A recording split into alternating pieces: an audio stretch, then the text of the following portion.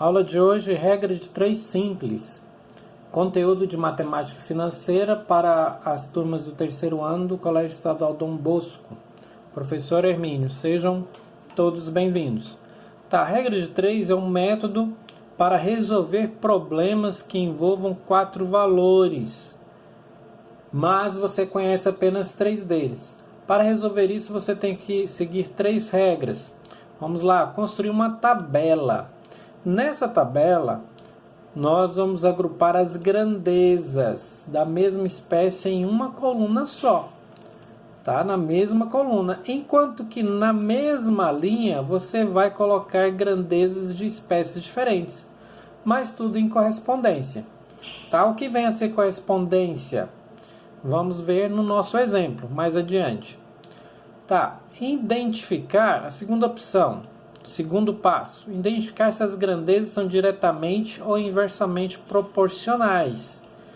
Podemos dizer, se uma grandeza aumenta, como por exemplo, quanto mais gasolina você põe no seu carro, mais longe você consegue ir, tá bom? Então, quanto mais gasolina você põe, mais longe você vai. Montar a proporção e resolver a equação é a terceira parte. Vamos colocar isso na prática? Vamos lá. Olha o exemplo aqui, ó.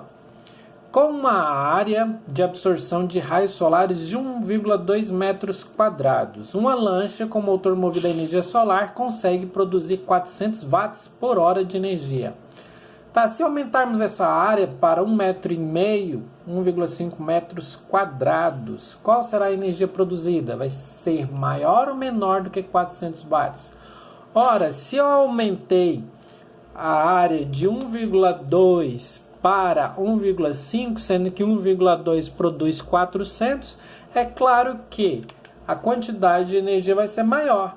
Mas como saber exatamente quanto? Vamos lá.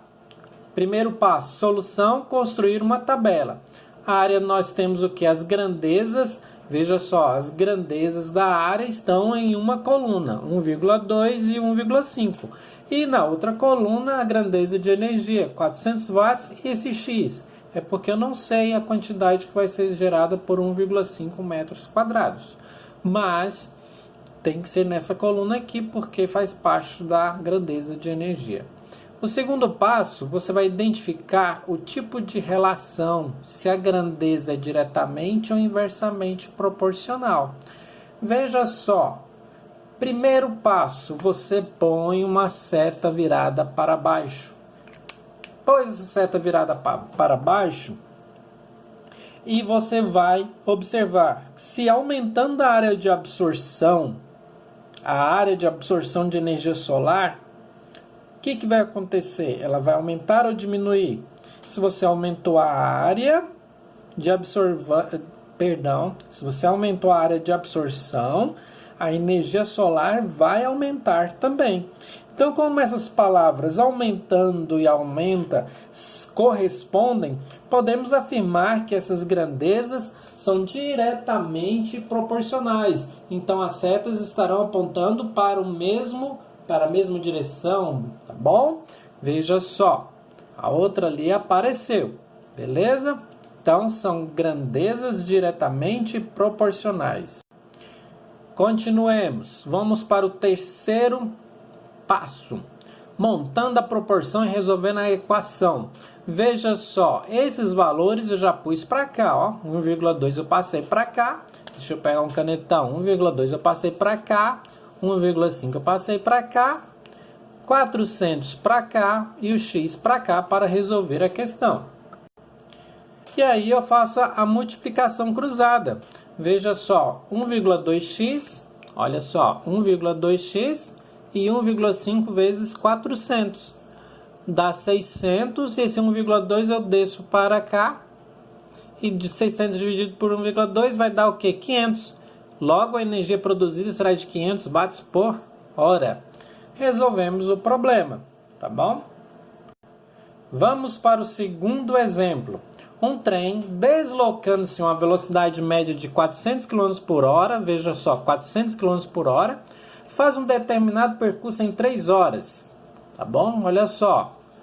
Em quanto tempo faria esse mesmo percurso Se a velocidade utilizada fosse de 480 km por hora, então temos um sinal de interrogação aqui, onde está o x.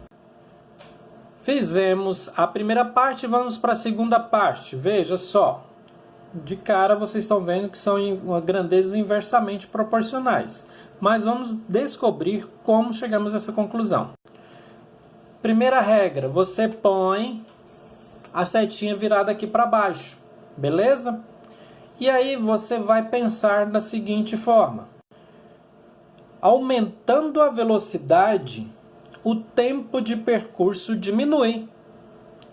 Como as palavras são contrárias, aumenta e diminui, aumenta a velocidade, o tempo diminui, aumentando e diminui, então podemos afirmar que nesse caso as grandezas são inversamente proporcionais, tá bom? E o que vai acontecer?